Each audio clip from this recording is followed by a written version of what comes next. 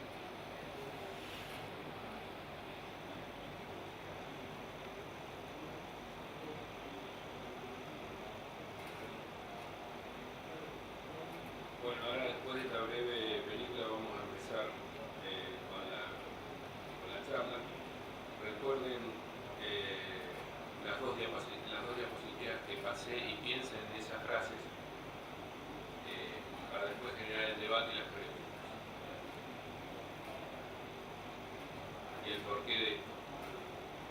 Quizás suena muy fuerte, pero es una realidad.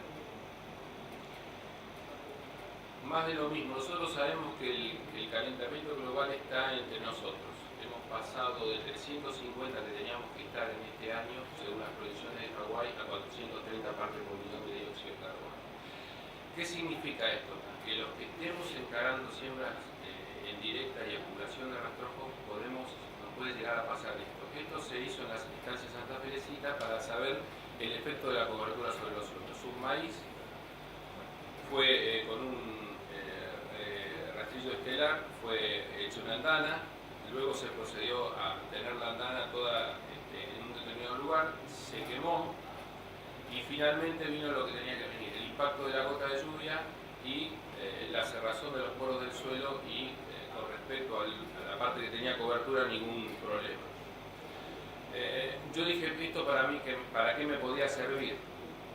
El año pasado me llamaron por una problemática asociada a los procesos de quema de rastrojos, donde un lote que tenía de 15 años de siembra directa se me estaba quemando. Llegué prontamente y vi este escenario. Los bomberos voluntarios, este era el escenario, guarda con los laterales, guarda con los cultivos, y después les voy a decir por qué tiene que ver esto con maní. Esta fue la segunda etapa, ver toda la desolación, y comenzó el proceso erosivo, siguió el proceso erosivo, y después este proceso erosivo había que darle una determinación, un dato, tener fehacientemente cuánto era lo que se había perdido, qué era lo que había sucedido entre un proceso de quemazón seguido por un pequeño proceso de erosión eólica, no lo que mostramos hoy. ¿Qué hicimos? Al año siguiente, sobre un rastrojo de soja que se había logrado implantar con éxito, se midió cobertura, se sacaron 15 muestras de dos sectores, un sector que no había sido sometido a la acción del fuego y otro sector que había sido sometido a la acción del fuego y posterior erosión eólica. Se recolectaron las muestras, esta es la muestra que estamos viendo de la zona quemada, con escasa cobertura, la anterior era la zona que tenía mucho más cobertura y no había sido quemada, un testigo. Luego procedimos a embalar esas muestras, de la muestra compuesta hicimos una simple, y así había quedado el avance de la erosión, una erosión muy pequeña, 15 años de directa. Tuvimos una elevación en diagonal de 300 metros, de 30 centímetros de alto por 3 metros de ancho, de movilidad por el efecto de rodadura. Algo se había ido en suspensión, no sabíamos cuánto era, y algo se había ido por el efecto de saltación que había originado todo esto. Y lo medimos. Fue la primera vez que yo tuve certeza de tener una medición bastante correcta, de separar dos ambientes y medirlos. ¿Qué vimos? Que la zona que no estaba, que la zona que estaba quemada tenía 23 partes por millón de fósforo comparado con 32 partes por millón de fósforo de la zona testigo, que no había sido afectada. La materia orgánica había pasado en la zona de zona quemada o zona afectada tenía 1,61 contra 2,02 en la zona, digamos, natural, con los 15 años de directa. La materia orgánica joven era 0,27 en la zona que había sido quemada contra 0,67 en la zona no quemada. Ya con ese valor podíamos aspirar a saber cuántos kilos habíamos perdido de cobertura, concuerda con muchos datos que estamos manejando siempre, 5.000 kilos, como está expresado hoy, entre los 3.100 kilos de materia orgánica joven y 5.000 kilos de diferencia, y para la materia orgánica total había otros 5.000 kilos, que yo no les puedo decir con certeza si eran producto de la erosión o no, pero no estaban más, o sea, 10.000 kilos que habíamos perdido. ¿Esto qué significa? Que ahora nosotros, para poner en funcionamiento este lote, tenemos $250 de adición de fósforo para equilibrarlo con el resto, y tenemos unos $300, motivo de hacer un cultivo de cobertura de centeno y arriba un sorgo forrajero para volver a la situación parecida original, parecida, no igual. Esto, la foto nos muestra el origen, cómo se determina, hoy por satélite se determina que el origen del foco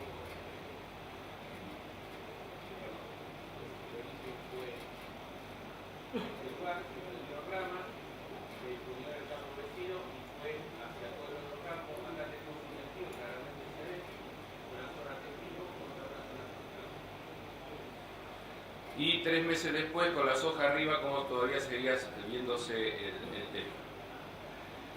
La idea fuerte sobre la que tenemos que basarnos es, si la humanidad comparte una casa desde James Lovestock, es necesario que los inquilinos obedezcan a 3 leyes principales.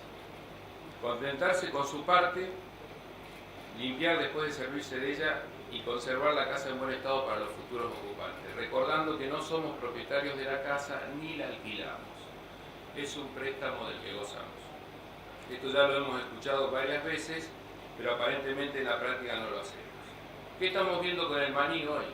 Año niño, por ejemplo, estamos viendo esto. Una de las soluciones que nos ofertan los maniceros es incorporar el cultivo de cobertura al momento del arrancado. Bueno, este año fue niño, no se pudo avanzar en los problemas de cosecha y hoy están, por ejemplo, estos lotes así, con la cobertura toda verde, motivo de la lucha contra, digamos, contra evitar la erosión eólica, y adentro está el maní todavía sin cosechar y el centeno ya todo macollado. Entonces la problemática es: ¿qué hacemos? Aparentemente uno de afuera le dicen, ¿se quema o no se quema esto? Y este es el estado del maní, posiblemente tendrá algún destino en el momento que esté en condiciones, porque fue afectado por el estrés termohídrico que hubo en la región y la helada posterior.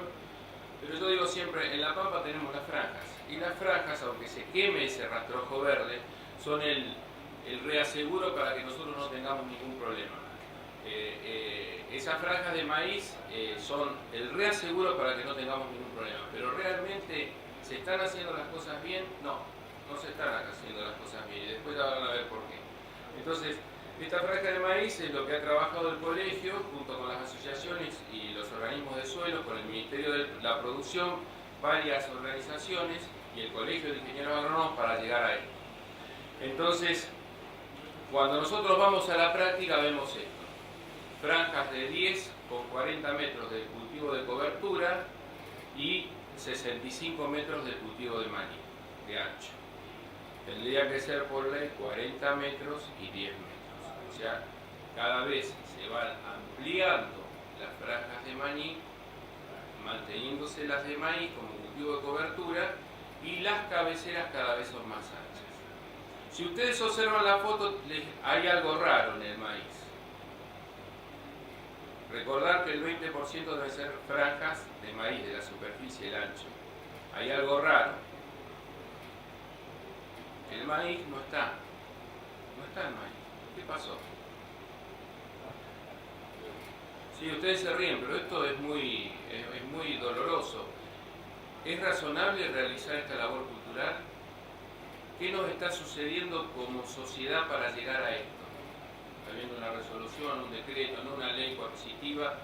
Esto forma parte de la realidad. La otra realidad que está pasando es la siguiente: como este año se atrasó mucho la cosecha, recién ahora están sembrados los cultivos. Ayer y antes de ayer tuvimos fuertes vientos erosionantes, y uno va a las lomas y trata de salvar los lotes porque le toca asesorar campos que hacen maní, y empieza a ver esto: semilla que es sembrada tardía en las lomas, si no se profundiza, la semilla no nace, no germina. Entonces, otra de las problemáticas que estamos viendo: semillas que nacen y no nacen en las zonas de lomas porque se secó el perfil, y zonas sin cobertura son las que originan este problemática. En el momento del arrancado de la cosecha, el maní deja sectores con cobertura y sectores sin cobertura. Los sectores sin cobertura es donde no tenemos, por una correcta profundización, el nacimiento de los cultivos de protección. Y luego en los laterales, realmente la situación es más dramática, porque es zona de tránsito y es la más removida toda y es la más susceptible a la erosión eólica, sembrando esos laterales de norte hacia el sur. Fíjense cómo está ese suelo totalmente descubierto, y otra vez en esos sectores, en otro lote también, zonas de semillas no germinadas. No alcanzan a germinar porque se secó la superficie, y estamos hablando de un año niño, estamos hablando del mejor año en muchos años. ¿Qué pasa en los años de niña? Y directamente es muy difícil lograr la germinación de esos cultivos de cobertura, más de lo mismo. Y otro problema, muchachos: nosotros estamos en zonas que han perdido humus y arcilla. ¿Qué significa perder humus y arcilla? Significa perder capacidad de intercambio catiónico. Vamos a trabajar con residuales ahora. Vamos a trabajar con muchos residuales. Y uno de los problemas que vamos a tener que ver es la persistencia de herbicidas. En el maní tenemos un herbicida que es el Imazapic al 70%. Entonces esta foto es de este año, no es del año pasado. Este año se plantó una avena con crecimiento uniforme y presencia de fitotoxicidad. ¿El producto es malo? No, el producto no es malo. Pero tenemos que fijarnos bien qué estamos haciendo un año y medio antes, donde apilamos dos sulfonilureas, dos ALS, triazol, pirimidina, sulfonilureas, o en este caso las imidazolinolas de la misma familia, hasta un año y medio en la zona podemos tener problemas. Y esos problemas se agudizan porque nuestra capacidad de intercambio catiónico está cayendo, fruto de que de la erosión eólica. Acuérdense que la capacidad de intercambio catiónica está ligada a dos aspectos: las arcillas y el humus. Lo mismo ahora para un caso de un maní que se siembra en el año 13, se le pone cadre y al año siguiente, mal asesorado, me toca ir al campo, se le siembra sorgo forrajero. En años niña, con 140 milímetros, el producto se mueve hacia los 20-30 centímetros de profundidad. No hay actividad biológica o microbiológica, que es la que degrada el producto, entonces se producen ese tipo de problemas. Al año siguiente, cuando uno va, o ese mismo año, hay mortandad elevada de plantas de centeno. El año pasado, en el arrancado del maní, se sembraba centeno y también se veía la misma problemática. El cadre, el Imazapic, mataba las plantas de centeno. O sea que vimos dos problemáticas relacionadas con el mismo cultivo y que tienen que solucionarse en forma adecuada. En este caso, miren cómo quedan las lomas del maíz que sirve como cultivo cobertor. Como no hay importancia sobre eso, a veces no se cosecha, no significa nada para el que va, las lomas quedan totalmente barridas y sin plantas, porque a veces los materiales que se usan son hijos de y no híbridos tolerantes a la CIMI.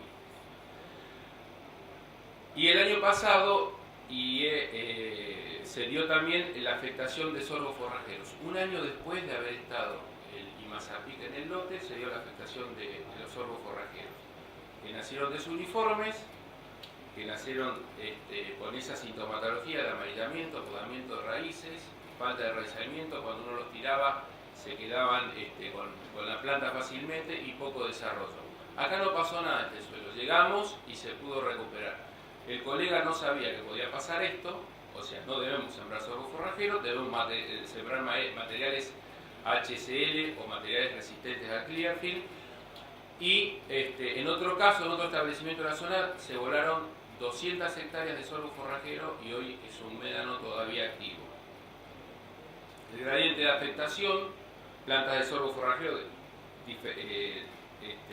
con diferentes grados de fitotoxicidad y de su uniformidad del nacimiento.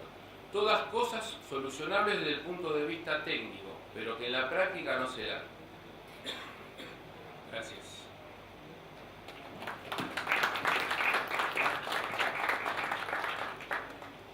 Bueno, Gabriel, muchas gracias.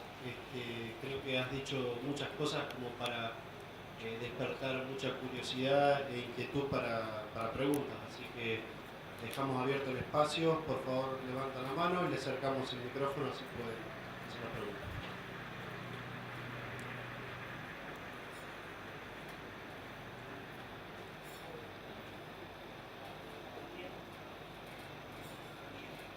Buen día.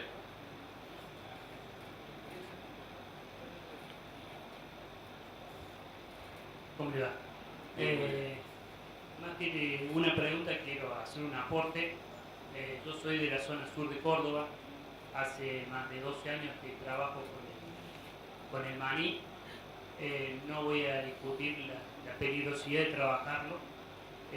Sí hay que ser muy cuidadoso. Situaciones como la de usted mostró en la fotografía han sido comunes años anteriores y no discuto que sea hoy. En la empresa para la cual trabajo, en estos años nunca se nos volvió un campo, más todos los campos propios de los maniceros, se hace maní con rotación, con gramíneas, soja y mucha cobertura. Hay que ser muy cuidadoso en el manejo. Muchas de las fotografías que mostró, como por ejemplo el rollo de maíz, no es un problema de las empresas maniceras, sino del dueño del campo. Se ven lotes volados con rastrojo de maní al cual se le meten los animales. Los verdeos de cobertura son comidos por los animales de los dueños. El campo de Santa Felicita que usted mostró es de un grupo CREA, el cual hoy está haciendo maní. Y la diferenciación de zonas de lo que es volado al campo Felicita son zonas diferentes. Si bien están en el sur de Córdoba, es mucho más plano Santa Felicita y de estructura diferente. El tema de del cadre que usted nombró, hay otras alternativas, y sabiendo que se usa cadre, habría que saber que no debemos hacer sorgo. Bueno, esas son un poquito las apreciaciones que yo quería agregar. Gracias. Bien, te agradezco por las apreciaciones. De cualquier manera, yo voy a citar a un famoso presidente argentino que decía que la única verdad es la realidad. En realidad lo decía Aristóteles eso. Pero la única verdad es la realidad. Y yo no descarto que vos hagas las cosas bien. Pero yo cuando yo empecé hace 8 o 9 años con esto, 9 años ya, a mí me decían que yo alteraba las fotos que hacía Photoshop. Yo ni sabía lo que era eso. Y han pasado 9 años y todo este bagaje de información es real, está la foto, están los trabajos, están las mediciones. Con esto que te quiero decir, que seguramente hay gente que prestigia la profesión y hay otra que no hace las cosas como se debería hacer. Por ejemplo, te digo, ese proceso de voladura que viste se originó en una empresa manicera, la cual estaba asesorada por 2 ingenieros agrónomos, que sembró el cultivo de maní en la dirección no opuesta a los vientos de este a oeste, sino de norte a sur. Y luego, como hubo una lluvia fuerte, le pasó 2 veces escardillo para tratar de frenar la voladura. No la frenaron, se perdió todo el cultivo y al año siguiente, para subsanar los problemas de rugosidad, se le pasó una doblación. Entonces yo no quito que vos lo que estés expresando realmente sea cierto. Yo te estoy contando otra parte de la moneda. ¿Por qué es importante esa parte de la moneda? Porque con el avance que hemos tenido en los últimos 25 o 30 años en el conocimiento, estar mirando estas cosas que yo empecé en el año 92, por eso lo puse a propósito, en el año 92 empecé a hacer la siembra directa en el norte de La Pampa, porque vi que había una necesidad imperiosa de luchar contra la erosión eólica. Y muchos años después estoy viendo los mismos procesos. ¿En qué magnitud? Pequeña, 3-5%. Pero cuando la veo, le adiciono el factor del propietario. Pero forma parte de la realidad. Y esa realidad, entre todos debemos construir con la comunicación, con el conocimiento, para que sea diferente. Si no, ¿cómo justificamos que el país invierte tanta plata en profesionales que están en el medio? No podemos darnos ese lujo. Vos seguramente en tu empresa no te lo das, pero hay otras empresas que sí se lo dan. ¿De acuerdo? Sí, buen día. Buen día. Yo soy productor uruguayo y quería hacer una consulta. Después de ¿cuánto tiempo de sembrar maní empezó a notar esto de erosiones? ¿Se entendió? Perdón. Sí. El proceso puede ocurrir durante el mismo cultivo o puede ocurrir, como hay una tercerización muy acentuada en la región, 65% de la superficie es tercerizada, el proceso se puede dar 1, 2 o 3 años después. ¿Por qué? ¿Cuál es el disparador? Muchos factores. Toda la zona sur de Córdoba, como él la debe conocer, tiene procesos de salinización crecientes. Porque nosotros lo que debemos defender es la interfase suelo-atmósfera. Cuanto más cubierta tengamos la superficie, correlacionado con que cultivos como el maní contribuyen al calentamiento global y cultivos como los cultivos de cobertura disminuyen el calentamiento global, correlacionado con eso, Un manejo malo posterior al maní, por ejemplo, se hace maní y al año siguiente no se hace ningún cultivo de cobertura, se hace una soja y después al año siguiente esa soja es sometida en ese año, por ejemplo, a un proceso de salinización del suelo, porque te toca la segunda niña, entonces tenés 600, 800 kilos de soja. Y tenés 500, 600 kilos de cobertura en el suelo de rastrojo. Más ahora con los residuales que se van a hacer, yo te afirmo y te lo rubrico hoy que ese lote al segundo año es candidato a volarse. Cuando pase una maquinaria agrícola sin cobertura prácticamente, todo removido, acelerada la mineralización, es candidato a volarse. Y ese es uno de los problemas que vamos a tener fuerte en el sur de Córdoba y norte de La Pampa. Adicionado a esta problemática, el uso de residuales con mayores dosis y de mayor amplio de espectro. ¿Con qué vamos a parar el viento? ¿Cómo la pregunta? No te escuché bien. ¿Otro tipo de suelo? ¿Qué habla de esos suelos? Sí. ¿Un suelo diferente? La erosión, convengamos, sí. Esa zona es bastante arenosa, digamos. Sí. Yo me crié en esa zona, pero siempre fue arenosa y siempre se habló de la voladura de los lotes. Claro. No por nada los ferrocarriles los hicieron con cañaverales al costado para no tapar las vías, ¿no? Perfecto. Hablamos de años. Te entiendo perfectamente. Mirá, anoche tuve la oportunidad de estar con Klein, que es de Alberti Bacareza, el dueño del criadero Klein. Estábamos charlando y me contaba cómo se había volado la zona en el control de sorgo de Alepo. Yo he visto en la zona, por ejemplo, voladuras de campo, los tengo registradas las fotos, en la zona, para que te ubiques, de entre Coronel Charlone y Buchardo. Suelos que ya tienen 40-45% de arcilla, 15-20% de limbo y el resto de arena. No tengo el análisis concreto, pero son mucho más pesados, con 2% de materia orgánica. Y los he visto volar. Y tengo las fotos de, te diría, 10-15 centímetros de altura de suelo trasladado. La erosión eólica se desencadena en cualquier lugar, por supuesto que los suelos arenosos, como tenemos nosotros 70-80% de arena, son más susceptibles al proceso. Por lo tanto, hay que redoblar los esfuerzos y el cuidado. Pero eso no quita que tengas erosión eólica en el sur de Córdoba, en lugares como Buchardo, con otro tipo de suelos. Entonces, no hace al suelo la condición, sino que es un concepto de manejo técnico. Buen día. ¿Tiene información de, se dice un maní cada 3, cada 4 años, no es más, como en rotación? ¿Tiene información de largo plazo de densidad pared, de infiltración, porosidad, de lotes que han ese tipo de rotación, pérdida de estructura?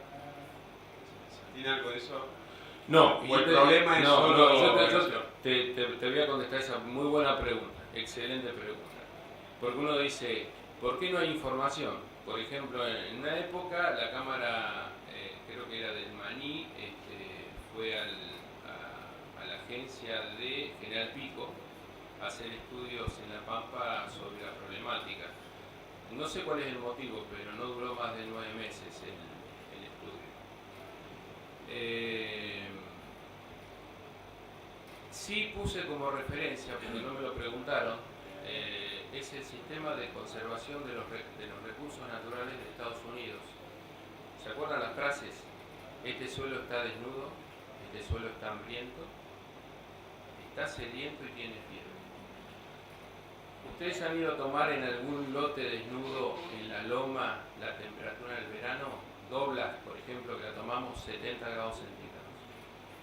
Suelos arenosos. Está desnudo, no tiene nada de cobertura. Están hambrientos.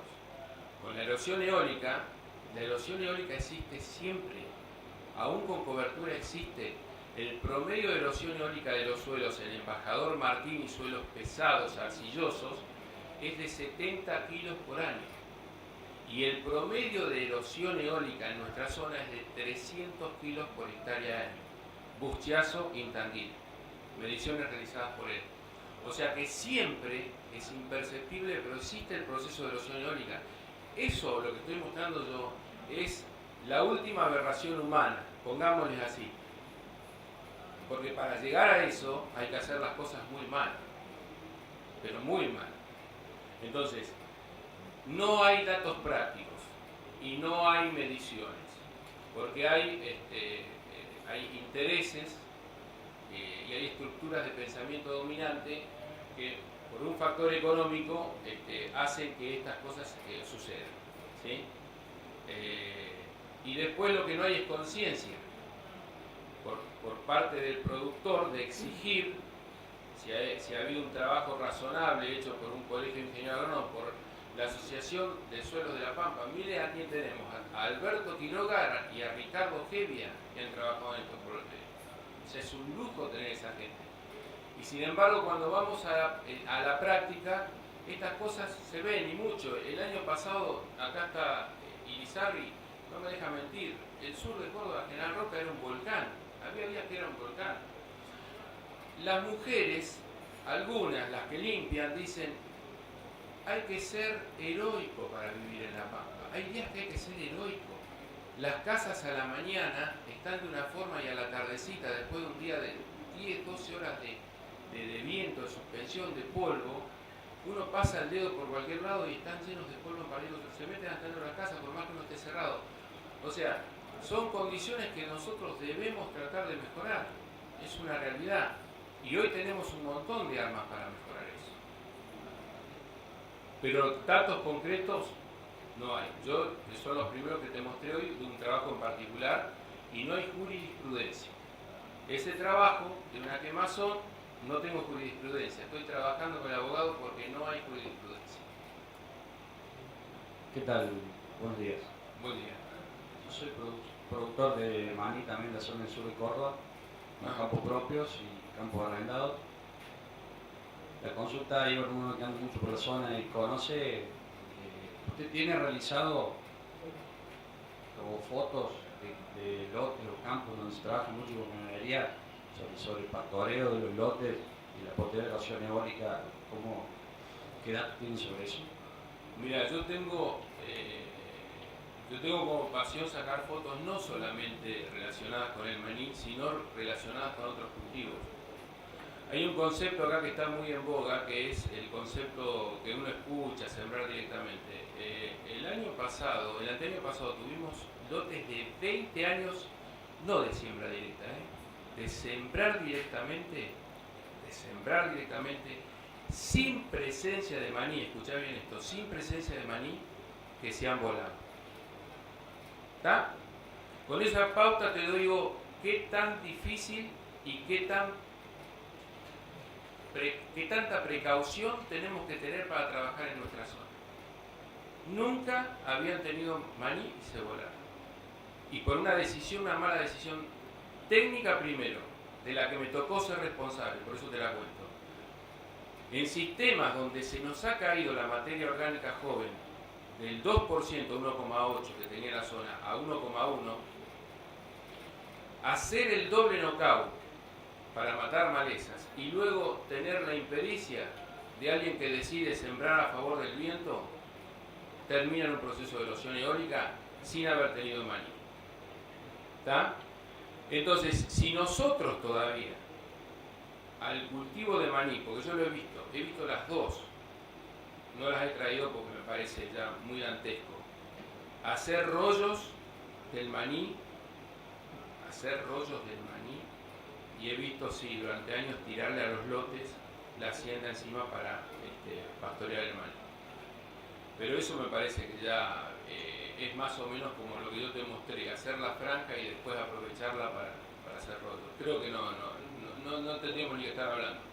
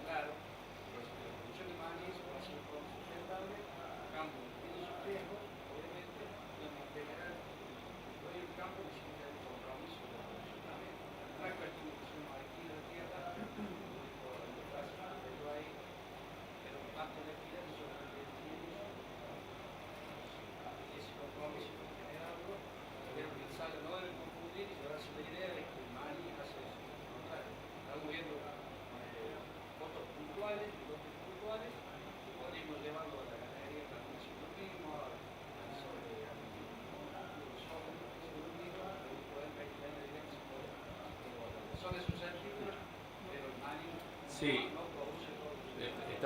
Está bien el concepto. Yo lo que te quiero, yo lo que quiero dejar en claro, y si estamos escuchando a todos los panelistas, especialmente en las plenarias, que una de las grandes preocupaciones que tiene el mundo, por eso hablé de 430, no 350 que está planificado. O sea, cuando vos vas a ver el Torrecilla del Sur que se derrite, vos también tenés que ser responsable, como se tiene que hacer responsable, por ejemplo, el sistema individual que permite que vayan 300.000 personas un fin de semana largo a Villa General Belgrano, todas en su propio auto o todas sin usar sistemas colectivos. O sea, todos somos responsables. No es que vos seas el único que vas a cargar con esta cosa. Y a lo que iba es que evidentemente desde el punto de vista, yo como integrante de APRESID, desde el punto de vista del concepto de siembra directa, la cosecha, el arrancado del maní, significa pasar una doble acción. Eso creo que no lo puede discutir nadie. Es tan agresiva que significa pasar una rastra doble acción. Y eso hay que asumirlo. Entonces hay que decirle a la gente, mire, usted cada vez que siembre maní, en el momento de la cosecha, usted está pasando una doble acción. Usted está pasando una doble acción. ¿Por qué? Porque está laboreando el suelo. ¿Lo laborea o no lo laborea? No, pero está laboreando el suelo. No, pero está laboreando el suelo. Pero ¿laborea o no laborea el suelo? Perfecto. Estamos laboreando. Laborear el suelo significa para los norteamericanos que un tsunami, un terremoto, un huracán más un tornado pasen por una ciudad. O sea, eso no lo digo yo, lo dice el sistema de conservación de la naturaleza en Estados Unidos. Y ellos están hablando, como se está empezando a hablar, de salud de los suelos. Es más, cuando tuvimos la poca suerte, pocos argentinos en el INMI, el Congreso del INMI, donde uno dice, bueno, yo a este Congreso voy a ir a buscar solamente soluciones químicas del suelo, el 40% del Congreso en Brasil están tan preocupados por esta problemática de los suelos, el 40% del Congreso fue parte física de los suelos y biológica de los suelos. Se habló de eso. Cuando yo arranco el maní o cuando yo paso una doble acción, yo debo tener en cuenta que estoy yendo para atrás en procesos biológicos y en procesos físicos del suelo. Y eso es tajante. Eso es tajante. Sí, adelante.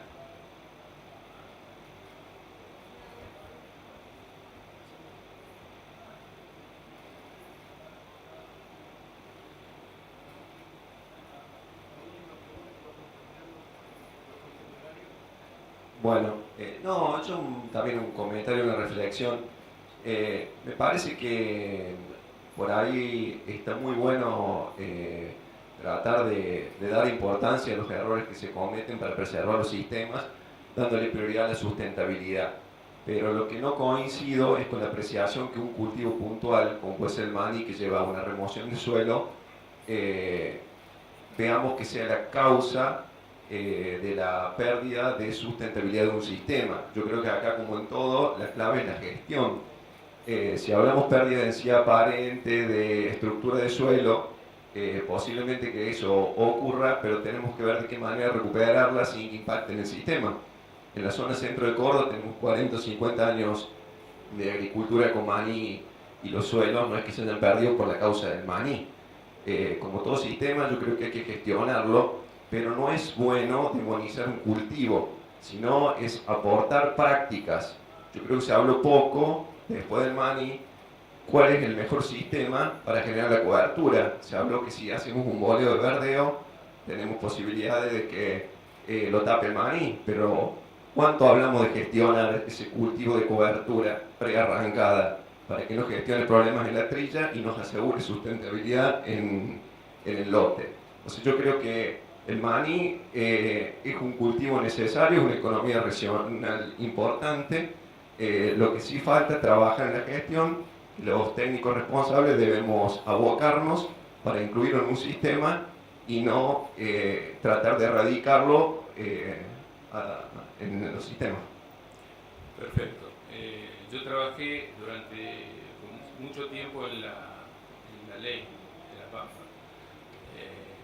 Nuestro objetivo es prohibirnos, ¿sí? Lo que estamos pidiendo para los que deseen hacerlo, que hagan las cosas mejor, nada, prohibirnos, eso, que queda bien en claro. Después podremos discutir los temas más o menos, pero prohibirnos, estoy totalmente de acuerdo. Lo que ustedes deben, los que están acá y que representan al sector, deben decirle a sus pares, a los que no hacen las cosas tan bien, que traten de hacerlas mejor. Entonces yo me voy a dedicar más a hablar sobre cultivos de cobertura, porque esa era la idea que implanté siempre sobre la franja, implantar el cultivo de cobertura. Por eso les traje hoy la idea de los problemas de herbicida que no solamente vamos a tener con el maní, sino con todos los demás cultivos, ¿sí? por todo lo que nos está sucediendo. Y estoy con esa temática, soy un continuo aportador, pero también uno tiene que poner señales amarillas. Muchachos, guarda con el manejo de los sistemas, ¿sí? Gabriel, acá. Gabriel, acá. Sí. ¿Dónde estás? Ahí está, no te veo. Ahí está. Petizo ahora. No te veo. Ahora sí. Sí, Gabriel, no, la pregunta es concreta, creo que algo acabas de responder, pero ¿hasta qué punto esa foto que vos mostrabas o ese video, hasta qué punto en esos lotes esos procesos son reversibles? Obviamente volver a la situación original es imposible, pero que hay forma de salvar eso, para pensar de acá en adelante, primero para que no siga pasando, pero sobre lo que ya pasó, si eso tiene vuelta, o hasta qué punto tiene vuelta. Mirá, yo creo que todo tiene vuelta en función de lo que uno puede generar de cobertura. Lo estamos haciendo con la cobertura y la zona, uno de los problemas que tengo es que tengo tanta cobertura que muchas veces no sé cómo manejar la cobertura ya. Entonces tengo que adaptarme continuamente. Sobre estos sistemas siempre hay retorno porque la zona nuestra, y algo mencionó él, la zona nuestra con 75, 80, 85% de arena, vos sobre la estructura de los suelos no haces nada. La estructura de un suelo la podés demostrar en un suelo de 50 años, que yo la otra vez en un video lo demostré, de 50 años, ahí hay glomalinas, hay microagregados que ya están muy definidos y entonces sí se comporta diferente. Pero en el corto plazo lo que nosotros tenemos que tratar es de lograr cobertura siempre en los sistemas. Porque sobre la estructura no vamos a incidir mucho con esos porcentajes de arena, pero sí con el tema de las